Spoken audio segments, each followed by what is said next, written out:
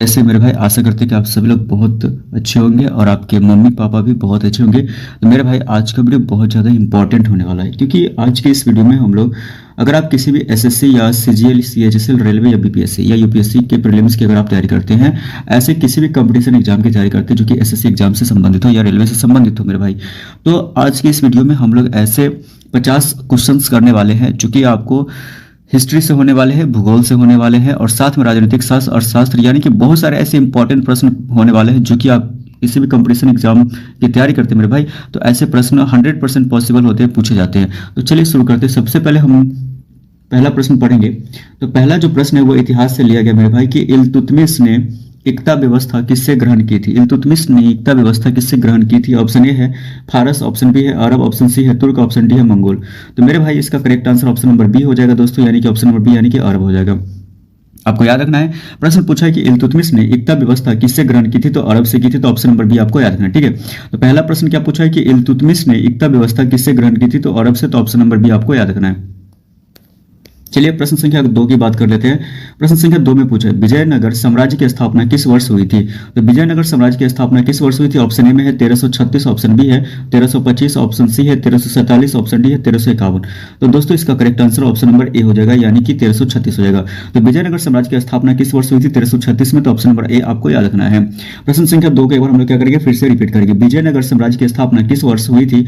Option A में है 1336, option B है 1325, ऑप्शन सी है 1347, ऑप्शन डी है 1351। तो मेरे भाई इसका correct answer option number A हो जाएगा, यानी कि 1336 आपको याद रखना है। चलिए बात कर लेते हैं अगले प्रश्न, यानी कि प्रश्न संख्या अगर हम 3 की बात करें मेरे भाई, तो तहकीक ए हिंद के लेखक कौन थे। तो तहकीक ए हिंद के लेखक कौन थे? ऑप्शन ए में है अलबरूनी, ऑप्शन बी में है अमीर खुसरो, ऑप्शन सी है इब्न बतूता, ऑप्शन डी है फिरदौसी। तो मेरे भाई इसका correct answer option number A हो जाएगा, यानी कि अलबरूनी हो जाएगा इसका करेक्ट आंसर। तो तहकीक ए हिंद के लेखक कौन थे? तो अलबरूनी थे, यानी कि ऑप्शन नंबर ए इसका करेक्ट हो जाएगा, याद रखना आपको। चलिए अगले प्रश्न की बात कर लेते हैं। प्रश्न संख्या 4 में पूछा है कि महाबलीपुरम के रथ मंदिर किस वंश से संबंधित है। महाबलीपुरम के रथ जो है वो मंदिर जो है वो किस वंश से संबंधित है? Option A Chola, option B Pallava, option C Rashtrakuta, option D है चालुक्य। तो इसका correct answer option number B हो जाएगा, यानी कि पल्लव वंश से संबंधित है मेरे भाई। महाबलीपुरम के रथ मंदिर किस वंश से संबंधित है? तो पल्लव वंश आपको याद रखना है, ऑप्शन नंबर बी इसका करेक्ट हो जाएगा। प्रश्न संख्या अगर हम 5 की बात करें मेरे भाई, इसमें पूछा है कि दिन ए इल्लाही स्वीकार करने वाला पहला व्यक्ति कौन था। दिन ए इल्लाही जो है स्वीकार करने वाला पहला व्यक्ति कौन था? ऑप्शन ए में है टोडरमल, ऑप्शन बी है बीरबल, ऑप्शन सी है मानसिंह, ऑप्शन डी है अबुल फजल। तो मेरे भाई इसका correct answer option number B हो जाएगा, यानी कि बीरबल हो जाएगा इसका करेक्ट आंसर। ठीक है, तो प्रश्न संख्या 5 में पूछा था कि दिन इल्लाही स्वीकार करने वाला जो पहला व्यक्ति कौन था? बीरबल था। ठीक है, चलिए अगले क्वेश्चन की तरफ हम लोग बढ़ते हैं।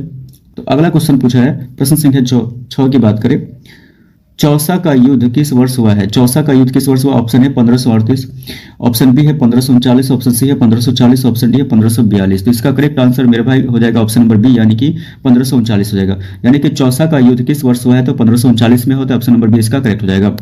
अगले प्रश्न की बात कर लेते हैं। प्रश्न संख्या 7 में क्या पूछा मेरे भाई कि भारत का नेपोलियन किसे कहा जाता है। भारत का Napoleon option A Samudragupta, option B Chandragupta Maurya, option C Skandagupta, option D Harshvardhan. इसका करेक्ट आंसर दोस्तों हो जाएगा ऑप्शन नंबर ए, यानी कि समुद्रगुप्त को कहा जाता है। तो भारत का नेपोलियन किसे कहा जाता है? समुद्रगुप्त को, ऑप्शन नंबर ए इसका करेक्ट हो जाएगा। चलिए बात कर लेते हैं अगले प्रश्न, यानी कि प्रश्न संख्या अगर हम 8 की बात करें मेरे भाई, तो मुगल चित्रकला का जो स्वर्ण काल है किसके शासन काल में था मेरे भाई। तो ऑप्शन ए में है अकबर, ऑप्शन बी है जहांगीर, ऑप्शन सी है शाहजहां, ऑप्शन डी है औरंगजेब। तो मेरे भाई इसका correct answer option number B हो जाएगा, यानी कि जहांगीर हो जाएगा इसका करेक्ट आंसर। तो मुगल चित्रकला का स्वर्ण काल किसके शासन काल में था? तो जहांगीर के शासन काल में था, तो ऑप्शन नंबर बी इसका करेक्ट हो जाएगा, आपको याद रखना है। प्रश्न संख्या 8 को एक बार हम लोग फिर से पढ़ेंगे। मुगल चित्रकला का स्वर्ण काल किसके शासनकाल में था। Option A Akbar, option B Jahangir, option C Shahjahan, option D Aurangzeb. तो मेरे भाई इसका correct answer option number B हो जाएगा, यानी कि जहांगीर हो जाएगा करेक्ट आंसर। चलिए बात कर लेते हैं अगले प्रश्न, यानी कि प्रश्न संख्या अगर हम 9 की बात करें तो इसमें क्या पूछा है कि गदर पार्टी की स्थापना कहाँ हुई।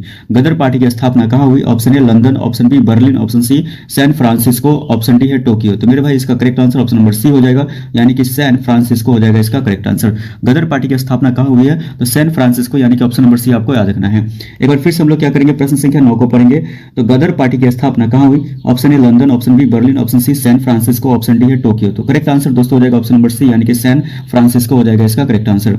अगले प्रश्न की बात कर लेते हैं मेरे भाई, यानी कि प्रश्न संख्या 10 में क्या पूछा कि कांग्रेस का पहला विभाजन किस अधिवेशन में हुआ। तो कांग्रेस का पहला विभाजन किस अधिवेशन में हुआ। तो ऑप्शन ए है लखनऊ, ऑप्शन बी है Surat, option C Lahore, option D Karachi. तो मेरे भाई इसका correct answer option number B हो जाएगा, यानी कि सूरत हो जाएगा इसका करेक्ट आंसर। तो कांग्रेस कांग्रेस का पहला विभाजन किस अधिवेशन में हुआ था? सूरत में। तो ऑप्शन नंबर बी आपको याद रखना है, सूरत में। ठीक है, चलिए एक बार फिर से इस प्रश्न, क्योंकि बहुत ज्यादा खास प्रश्न है और ये प्रश्न अक्सर आपको एग्जाम में टकराएंगे मिलते हैं, बहुत बार पूछे गए प्रश्न है। कांग्रेस का पहला विभाजन किस अधिवेशन में हुआ? Option A Lucknow, option B Surat, option C Lahore, option D Karachi. तो मेरे भाई इसका correct answer option number B हो जाएगा, यानी कि सूरत हो जाएगा। आपको सूरत याद रखना है। ठीक है, तो इसका करेक्ट आंसर क्या हो जाएगा? इस प्रश्न का correct answer option number B यानी कि सूरत हो जाएगा। ठीक है, चलिए अगले प्रश्न की तरफ हम लोग बढ़ते हैं। भूगोल का क्वेश्चन है। चलिए 11 नंबर क्वेश्चन है, भारत का एकमात्र सक्रिय ज्वालामुखी कहाँ है? तो भारत का एकमात्र सक्रिय ज्वालामुखी ऑप्शन है लक्षद्वीप, ऑप्शन बी बैरन द्वीप, ऑप्शन सी है निकोबार, ऑप्शन डी है कच्छ।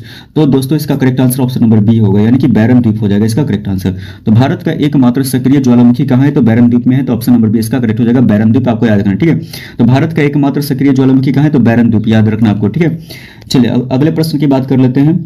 प्रश्न संख्या 12 में पूछा है कि डंकन पैसेज किन द्वीपों को अलग करता है? डंकन जो पैसेज है वो किन द्वीपों को अलग करता है? ऑप्शन ए उत्तर एवं दक्षिण अंडमान, ऑप्शन बी है दक्षिण अंडमान एवं लिटिल अंडमान, ऑप्शन सी है कार निकोबार एवं निकोबार, ऑप्शन डी है मिनी कोआई एवं लक्षद्वीप। तो इसका correct answer option number B हो जाएगा, यानी कि दक्षिण अंडमान एवं लिटिल अंडमान हो जाएगा, यानी कि ऑप्शन नंबर बी इसका करेक्ट हो जाएगा। प्रश्न क्या पूछा है कि डंकन पैसेज किन द्वीपों को अलग करता है? तो इसका correct answer option number B हो जाएगा, यानी कि दक्षिण अंडमान एवं लिटिल अंडमान हो जाएगा। ऑप्शन नंबर बी इसका करेक्ट हो जाएगा। चलिए प्रश्न संख्या 12 के ऊपर हम लोग फिर से पढ़ेंगे। तो डंकन पैसेज किन द्वीपों को अलग करता है? ऑप्शन ए में है उत्तर एवं दक्षिण अंडमान, ऑप्शन बी है दक्षिण अंडमान एवं लिटिल अंडमान, ऑप्शन सी है कार निकोबार एवं निकोबार, ऑप्शन डी है मिनिकोआ एवं लक्षद्वीप। तो मेरे भाई इसका correct answer option number B होगा, यानी कि दक्षिण अंडमान एवं लिटिल अंडमान हो जाएगा इसका करेक्ट आंसर। चलिए बात कर लेते हैं अगले प्रश्न, यानी कि प्रश्न संख्या अगर हम 13 की बात करें, जिसमें पूछा कि भारत का सर्वाधिक लवणीय झील कौन सी है? तो भारत की जो सबसे सर्वाधिक लवणीय झील कौन सी? ऑप्शन ए है सांभर, ऑप्शन बी है चिल्का, ऑप्शन सी है पुलिकट, ऑप्शन डी है उल्ला। तो मेरे भाई इसका correct answer option number A हो जाएगा, यानी कि सांभर हो जाएगा इसका करेक्ट आंसर। तो भारत का सर्वाधिक लवणीय झील कौन सी है? तो ऑप्शन नंबर ए करेक्ट हो जाएगा, यानी कि सांभर हो जाएगा। तो ऑप्शन नंबर ए यानी कि सांभर आपको याद रखना है। ठीक है, सांभर झील। चलिए अगले प्रश्न की हम बात कर लेते हैं, प्रश्न संख्या 14 की। तो दोस्तों प्रश्न संख्या 14 में क्या पूछा है कि नाथुला दर्रा किस राज्य में है? नाथुला दर्रा किस राज्य में? Option A Arunachal Pradesh, option B है सिक्किम, ऑप्शन सी है उत्तराखंड, ऑप्शन डी है हिमाचल प्रदेश। तो इसका करेक्ट आंसर हो जाएगा ऑप्शन नंबर बी हो जाएगा, यानी कि सिक्किम हो जाएगा मेरे भाई। यानी कि नाथुला दर्रा किस राज्य में है? तो सिक्किम राज्य में है, याद रखना आपको, सिक्किम राज्य में पड़ता है नाथुला दर्रा। ठीक है, चलिए बात कर लेते हैं अगले प्रश्न। तो प्रश्न संख्या 15 की बात करें मेरे भाई, तो इसमें पूछा है कि एल नीनो का संबंध किस महासागर से है? तो एल नीनो का संबंध किस महासागर से? ऑप्शन ए हिंद महासागर, ऑप्शन बी प्रशांत महासागर, ऑप्शन सी अटलांटिक महासागर, ऑप्शन डी आर्कटिक महासागर। तो इसका correct answer option number B हो जाएगा, यानी कि प्रशांत महासागर से है। तो एल नीनो का संबंध किस महासागर से है? तो प्रशांत महासागर से है। तो ऑप्शन नंबर बी आपको याद रखना है। ठीक है, प्रशांत महासागर से एल नीनो का संबंध है, ऑप्शन नंबर बी इसका करेक्ट हो जाएगा। प्रश्न संख्या अगर हम 16 की बात करें, तो इसमें क्या पूछा है कि भारत में सर्वाधिक मैंग्रोव वन किस राज्य में है? तो भारत में सर्वाधिक मैंग्रोव वन किस राज्य में? Option A Paschim Bengal, option B Odisha, option C Gujarat, option D Andhra Pradesh. तो इसका correct answer option number A हो जाएगा, यानी कि पश्चिम बंगाल हो जाएगा इसका करेक्ट आंसर। तो भारत में सर्वाधिक मैंग्रोव वन किस राज्य में है? तो पश्चिम बंगाल में। तो ऑप्शन नंबर ए इसका करेक्ट हो जाएगा, आपको याद रखना है। ठीक है, पश्चिम बंगाल। प्रश्न संख्या 17 की बात करेंगे, इसमें क्या पूछा है कि ब्लैक सॉइल का दूसरा नाम क्या है? ब्लैक सॉइल का दूसरा नाम क्या है? ऑप्शन ए कछारी मिट्टी, ऑप्शन बी है रेगुर मिट्टी, ऑप्शन सी है जलोढ़ मिट्टी, ऑप्शन डी है लाल मिट्टी। तो इसका correct answer option number B हो जाएगा, यानी कि रेगुर मिट्टी हो जाएगा इसका करेक्ट आंसर मेरे भाई। यानी कि ब्लैक सॉइल का दूसरा नाम क्या है? तो रेगुर मिट्टी आपको याद रखना। ब्लैक सॉइल का दूसरा नाम क्या है? रेगुर मिट्टी आपको याद रखना। ठीक है, एक बार फिर से हम लोग क्या करेंगे, प्रश्न संख्या 17 को पढ़ेंगे। ब्लैक सॉइल का दूसरा नाम क्या है? ऑप्शन ए कछारी मिट्टी, ऑप्शन बी है रेगुर मिट्टी, ऑप्शन सी है जलोढ़ मिट्टी, ऑप्शन डी है लाल मिट्टी। तो दोस्तों इसका correct answer option number B हो जाएगा, यानी कि रेगुर मिट्टी हो जाएगा इसका करेक्ट आंसर। चलिए बात कर लेते हैं अगले प्रश्न, यानी कि प्रश्न संख्या अगर हम 18 की बात करें, तो इसमें पूछा है कि कर्क रेखा भारत के कितने राज्यों से गुजरती है? ऑप्शन ए में है 7, ऑप्शन बी है 8, ऑप्शन सी है 9, ऑप्शन डी है 10। तो इसका correct answer option number B हो जाएगा, यानी कि 8 हो जाएगा। कर्क रेखा भारत के कितने राज्यों से गुजरती है मेरे भाई? तो 8 राज्यों से। ऑप्शन नंबर इसका क्या हो जाएगा? 8 हो जाएगा, यानी कि ऑप्शन नंबर बी करेक्ट हो जाएगा, यानी कि 8 राज्यों से गुजरते थे। ये आपको याद रखना है। ठीक है, बहुत इंपॉर्टेंट प्रश्न है। प्रश्न संख्या 18 को फिर से पढ़ेंगे। कर्क रेखा भारत के कितने राज्यों से गुजरती है मेरे भाई? तो ऑप्शन ए में 7, option B 8, option C 9, option D 10। तो इसका करेक्ट आंसर दोस्तों हो जाएगा ऑप्शन नंबर बी, यानी कि 8 राज्यों से गुजरती है। चलिए बात कर लेते हैं अगले प्रश्न। तो ये जो अभी हम प्रश्न पढ़ेंगे वो पॉलिटी से लिया गया, पॉलिटी यानी कि नागरिक शास्त्र एवं राजनीतिक से पॉलिटी से लिया गया। तो प्रश्न संख्या अगर हम 19 की बात करें मेरे भाई, तो इसमें क्या पूछा है कि संविधान का कौन सा अनुच्छेद संवैधानिक उपचार का अधिकार देता है? तो संविधान का कौन सा अनुच्छेद संवैधानिक उपचार का अधिकार देता है? ऑप्शन ए है 30, ऑप्शन बी 31, ऑप्शन सी है 32, ऑप्शन डी है 35। तो दोस्तों इसका correct answer option number C हो जाएगा, यानी कि 32 हो जाएगा इसका करेक्ट आंसर। संविधान का कौन सा अनुच्छेद संवैधानिक उपचार का अधिकार देता है? तो ऑप्शन नंबर सी यानी कि 32 आपको याद रखना है। प्रश्न संख्या यानी कि अगर हम बात करें 19 की, तो संविधान का कौन सा अनुच्छेद संवैधानिक उपचार का अधिकार देता है? तो अनुच्छेद 32 देता है। तो ऑप्शन नंबर सी आपको याद रखना है। ठीक है, चलिए अगले प्रश्न की अगर हम बात कर ले, तो प्रश्न संख्या अगर हम 20 की बात करें, तो प्रश्न संख्या 20 में क्या पूछा है कि राज्यसभा के सदस्यों का कार्यकाल कितना होता है। राज्यसभा का कार्यकाल, राज्यसभा के जो सदस्य होते हैं उसका कार्यकाल कितना होता है। ऑप्शन ए में 4 वर्ष, ऑप्शन बी 5 वर्ष, ऑप्शन सी 6 वर्ष, ऑप्शन डी 7 वर्ष। तो दोस्तों इसका correct answer option number C हो जाएगा, यानी कि आपको 6 वर्ष का होता है। तो राज्यसभा के सदस्यों का कार्यकाल कितना होता है, 6 वर्षों का होता है। तो ऑप्शन नंबर सी इसका करेक्ट। एक बार फिर से हम क्या करेंगे, प्रश्न संख्या 20 को पढ़ेंगे। राज्यसभा के सदस्यों का कार्यकाल कितना होता है। ऑप्शन ए 4 वर्ष, ऑप्शन बी 5 वर्ष, ऑप्शन सी 6 वर्ष, ऑप्शन डी 7 वर्ष। तो दोस्तों इसका correct answer option number C हो जाएगा, यानी कि 6 वर्ष हो जाएगा इसका करेक्ट आंसर। चलिए बात कर लेते हैं अगले प्रश्न, यानी कि प्रश्न संख्या अगर हम 21 की बात करें तो इसमें पूछा है कि वित्त आयोग का उल्लेख किस अनुच्छेद में है। वित्त आयोग का उल्लेख जो है वो किस अनुच्छेद में। ऑप्शन ए 280, अनुच्छेद 280, ऑप्शन बी है अनुच्छेद 324, ऑप्शन सी में है अनुच्छेद 356, अनुच्छेद डी में ऑप्शन अनुच्छेद 368। तो दोस्तों इसका करेक्ट आंसर ऑप्शन नंबर ए, याद रखना आपको, अनुच्छेद 280 है। ठीक है, यानी कि वित्त आयोग का उल्लेख किस अनुच्छेद में है, तो अनुच्छेद 280 में है। वित्त आयोग का उल्लेख किस अनुच्छेद में है, तो अनुच्छेद 280, ऑप्शन नंबर ए इसका करेक्ट हो जाएगा। चलिए अगर फिर से प्रश्न संख्या 21 को हम लोग पढ़ेंगे कि वित्त आयोग का जो उल्लेख है वो किस अनुच्छेद में है। तो ऑप्शन ए में है अनुच्छेद 280, ऑप्शन बी अनुच्छेद 324, ऑप्शन सी है अनुच्छेद 356, ऑप्शन डी है अनुच्छेद 368। दोस्तों इसका correct answer option number A हो जाएगा, यानी कि अनुच्छेद 280 हो जाएगा इसका करेक्ट आंसर। चलिए बात कर लेते हैं अगले प्रश्न, यानी कि प्रश्न संख्या अगर हम 22 की बात करते हैं इसमें पूछा है कि संविधान सभा के संवैधानिक सलाहकार कौन थे। तो संविधान सभा के संवैधानिक सलाहकार कौन थे। Option A BN Rao, option B है doctor Rajendra Prasad, option C है अंबेडकर, ऑप्शन डी है नेहरू। तो प्रश्न संख्या अगर हम 22 की बात करें दोस्तों, तो प्रश्न संख्या 22 में क्या पूछा है कि संविधान सभा के संवैधानिक सलाहकार कौन थे। Option A BN Rao, option B doctor Rajendra Prasad, option C Ambedkar, option D Nehru. तो दोस्तों इसका correct answer option number A हो जाएगा, यानी कि BN राव हो जाएगा इसका करेक्ट आंसर। ठीक है, चलिए बात कर लेते हैं अगले प्रश्न, यानी कि प्रश्न संख्या अगर हम 23 की बात करें इसमें पूछा है कि भारत में पहली बार राष्ट्रपति शासन किस राज्य में लगा। तो भारत में पहली बार राष्ट्रपति शासन किस राज्य में लगा। Option A Punjab, option B Kerala, option C Bihar, option D Tamil Nadu. तो इसका correct answer option number B हो जाएगा, यानी कि केरल हो जाएगा इसका करेक्ट आंसर। तो भारत में पहली बार राष्ट्रपति शासन किस राज्य में लगा, तो केरल में, यानी कि ऑप्शन नंबर बी आपको याद रखना है, केरल राज्य। ठीक है, केरल राज्य में पहली बार राष्ट्रपति शासन लगा था। चलिए बात कर लेते हैं अगले प्रश्न, यानी कि प्रश्न संख्या 24 की बात करें। इसमें क्या पूछा है कि मूल संविधान में कितनी अनुसूचियां थी। तो मूल संविधान में कितनी अनुसूचियां थी। Option A 8, option B 10, option C 12, option D 14। तो इसका correct answer option number A हो जाएगा, यानी कि 8 हो जाएगा। तो मूल संविधान में कितनी अनुसूचियां थी, तो 8 अनुसूचियां थी। तो प्रश्न संख्या अगर हम 24 की बात करें तो इसमें पूछा है दोस्तों कि मूल संविधान में कितनी अनुसूचियां थी। आपको याद रखना है 8 अनुसूचियां। ठीक है, चलिए बात कर लेते हैं प्रश्न संख्या अगर हम 25 की बात कर लेते हैं इसमें पूछा है कि शून्यकाल भारतीय संसद में कब शुरू हुआ। शून्यकाल जो है भारतीय संसद में कब शुरू हुआ। Option A 1950, option B 1962, option C है 1975, ऑप्शन डी 1980। तो इसका correct answer option number B हो जाएगा दोस्तों, यानी कि 1962 हो जाएगा। तो शून्यकाल भारतीय संसद में कब शुरू हुआ, तो 1962 में। तो ऑप्शन नंबर बी आपको याद रखना है। ठीक है, 1962। एक बार फिर से प्रश्न को पढ़ेंगे क्योंकि बहुत खास प्रश्न है ये। शून्यकाल जो है भारतीय संसद में कब शुरू हुआ। Option A 1950, option B 1962, option C 1975, option D 1980। तो इसका correct answer option number B हो जाएगा, यानी कि 1962 हो जाएगा इसका करेक्ट आंसर हो जाएगा। चलिए इकोनॉमिक्स से यानी कि अर्थशास्त्र हम प्रश्न लेंगे। तो प्रश्न संख्या अगर हम 26 की बात करें तो भारत में पहली पंचवर्षीय योजना कब शुरू हुई थी। ऑप्शन ए 1950 में, option B 1951, option C 1952, option D 1955। तो इसका correct answer option number B हो जाएगा, यानी कि 1951 हो जाएगा इसका करेक्ट आंसर। तो भारत में पहली पंचवर्षीय योजना कब शुरू हुई, तो 1951 में शुरू हुई। तो ऑप्शन नंबर बी इसका करेक्ट हो जाएगा।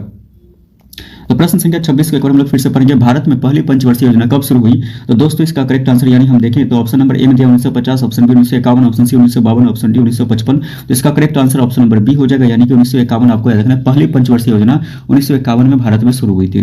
चलिए प्रश्न संख्या अगर हम 27 की बात करें इसमें क्या पूछा है कि मानव विकास सूचकांक किस संगठन द्वारा जारी किया जाता है। मानव विकास सूचकांक जो है वो किस संगठन द्वारा जारी किया जाता है। ऑप्शन ए IMF द्वारा, ऑप्शन बी है वर्ल्ड बैंक द्वारा, ऑप्शन सी है UNDP द्वारा, ऑप्शन डी है WTO द्वारा। तो इसका correct answer option number C हो जाएगा, यानी कि UNDP हो जाएगा इसका करेक्ट आंसर। तो मानव विकास सूचकांक जो है वो किस संगठन द्वारा जारी किया जाता है, तो UNDP द्वारा जारी किया जाता है। तो ऑप्शन नंबर सी आपको याद रखना है। ठीक है, UNDP द्वारा जारी किया जाता है, ऑप्शन नंबर सी इसका करेक्ट हो जाएगा।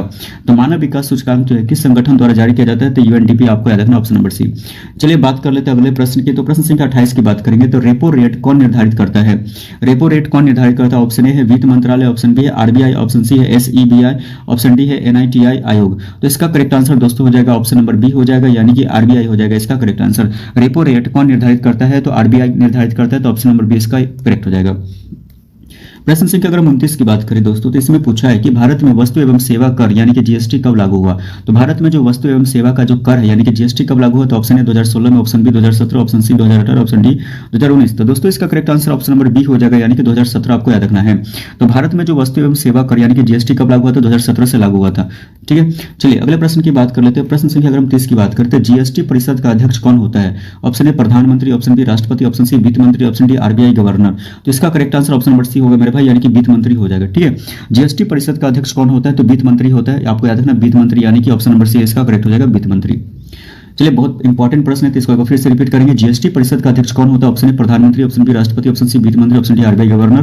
तो इसका correct answer option number C हो जाएगा, यानी कि वित्त मंत्री हो जाएगा इसका करेक्ट आंसर।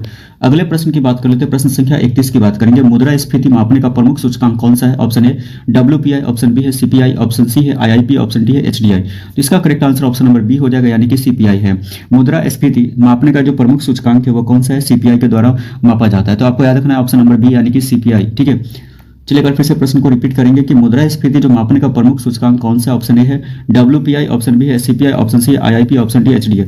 तो इसका correct answer option number B हो जाएगा, यानी कि सीपीआई हो जाएगा इसका करेक्ट आंसर। चलिए बात कर लेते हैं अगले प्रश्न, यानी कि प्रश्न संख्या 32 की बात करेंगे। भारतीय रिजर्व बैंक की स्थापना कब हुई थी? Option A 1934, option B 1935, option C 1947, option D 1950। तो इसका करेक्ट आंसर दोस्तों हो जाएगा ऑप्शन नंबर बी, यानी कि 1935 में हुआ। तो भारतीय रिजर्व बैंक की स्थापना कब हुई थी? 1935, आपको याद रखना है। चलिए अगर फिर से प्रश्न संख्या 32 को पढ़ेंगे कि भारतीय रिजर्व बैंक की स्थापना कब हुई? ऑप्शन है 1934, option B 1935, option C 1947, option D 1950। इसका correct answer option number B हो जाएगा, यानी कि 1935 हो जाएगा इसका करेक्ट आंसर। ठीक है, चलिए बात कर लेते हैं अगले प्रश्न की। अगर हम बात करें तो ये ऑब्जेक्टिव टाइप नहीं है, मिश्रित प्रश्न के अंदर लिया गया है। तो चलिए अच्छे से हम पढ़ते हैं। ऑपरेशन ब्लू स्टार किस वर्ष हुआ? तो 1984 में। आपको याद रखना है कि ऑपरेशन ब्लू स्टार किस वर्ष हुआ था? 1984 में हुआ था। याद रखना मेरे भाई कि ऑपरेशन ब्लू स्टार किस वर्ष हुआ? तो ऑपरेशन ब्लू स्टार 1984 में हुआ। 1984 आपको याद रखना है। चलिए अगले प्रश्न की बात कर रहे थे, प्रश्न संख्या 34 की बात करते हैं। तो भारत का सबसे ऊंचा जलप्रपात कौन सा है? तो जोग जलप्रपात है। याद रखना आपको, भारत का सबसे ऊंचा जलप्रपात कौन है? जोग जलप्रपात आपको याद रखना है। ठीक है, भारत का सबसे ऊंचा जलप्रपात कौन सा है? तो जोग जलप्रपात। ये बहुत बार प्रश्न पूछा गया है। चलिए प्रश्न संख्या 35 की बात कर लेते हैं। इसमें पूछा है कि संविधान की प्रस्तावना में समाजवादी शब्द किस संशोधन से जोड़ा गया है? तो 42वां संशोधन से जोड़ा गया। तो संविधान की प्रस्तावना में जो समाजवादी शब्द है वो किस संशोधन से जोड़ा गया है? तो 42वां संशोधन से जोड़ा गया। आपको याद रखना है, संविधान की प्रस्तावना में जो समाजवादी जो शब्द है वो संशोधन मतलब किस संशोधन से जोड़ा गया है? तो 42वां संशोधन आपको याद रखना है। प्रश्न संख्या अगर हम 36 की बात करें, इसमें पूछा है कि ग्रैंड ट्रंक रोड का निर्माण किसने करवाया था? ग्रैंड ट्रंक रोड का निर्माण किसने करवाया? तो ऑप्शन इसका करेक्ट आंसर हो जाएगा शेरशाह सूरी हो जाएगा। क्या हो जाएगा? शेरशाह सूरी। आपको याद रखना है कि ग्रैंड ट्रंक रोड जो है उसका निर्माण किसने करवाया? तो शेरशाह सूरी ने करवाया। तो ग्रैंड ट्रंक रोड का निर्माण किसने करवाया? तो शेरशाह सूरी ने करवाया। अगले प्रश्न की बात कर लेते हैं। प्रश्न संख्या 37 में पूछा है कि राष्ट्रीय आय की गणना भारत में कौन करता है? तो नेशनल स्टैटिस्टिकल ऑफिस यानी कि एनएसओ करता है। यानी कि राष्ट्रीय आय की गणना भारत में कौन करता है? तो नेशनल स्टैटिस्टिकल ऑफिस यानी कि एनएसओ करता है। राष्ट्रीय आय की गणना भारत में कौन करता है? तो नेशनल स्टैटिस्टिकल ऑफिस यानी कि एनएसओ करता है। चलिए अगले प्रश्न की बात कर लेते हैं। प्रश्न संख्या 38 की, भारत का पहला जैव मंडल आरक्षित क्षेत्र कौन सा था? भारत का पहला जैव मंडल आरक्षित क्षेत्र कौन सा था? तो नीलगिरी था। आपको याद रखना नीलगिरी। ठीक है, यानी कि प्रश्न संख्या 38 में पूछा कि भारत का पहला जैव मंडल आरक्षित क्षेत्र कौन सा था? तो नीलगिरी था। याद रखना आपको, भारत का पहला जैव मंडल आरक्षित क्षेत्र कौन सा था? नीलगिरी। चलिए अगर फिर से प्रश्न संख्या 38 को पढ़ेंगे कि भारत का पहला जैव मंडल आरक्षित क्षेत्र कौन सा था? तो याद रखना आपको नीलगिरी था। ठीक है, चलिए अगले प्रश्न की बात कर लेते हैं। प्रश्न संख्या अगर हम 39 की बात करें, काला पानी किस जेल को कहा जाता था? ऑप्शन इसका करेक्ट आंसर हो जाएगा सेलुलर जेल हो जाएगा। ठीक है, काला पानी किस जेल को कहा जाता था? सेलुलर जेल को कहा जाता था। सेलुलर जेल को काला पानी का जेल कहा जाता था। ठीक है, चलिए प्रश्न संख्या 39 को फिर से पढ़ेंगे, काला पानी किस जेल को कहा जाता था? इसका आंसर हो जाएगा सेलुलर जेल हो जाएगा। ठीक है, चलिए प्रश्न संख्या 40 की बात कर लेते हैं। इसमें पूछा है कि भारतीय संविधान का कौन सा भाग मौलिक अधिकारों से संबंधित है? तो भाग तीसरा भाग हो जाएगा। तो भारतीय संविधान का जो है कौन सा भाग मौलिक अधिकारों से संबंधित है? तो भाग थर्ड यानी कि भाग तीसरा। याद आपको रखना है कि बहुत बार ये प्रश्न पूछा है, बहुत इंपॉर्टेंट प्रश्न है 40 नंबर, कि जो भारतीय संविधान का है जो वो कौन सा भाग मौलिक अधिकारों से संबंधित है?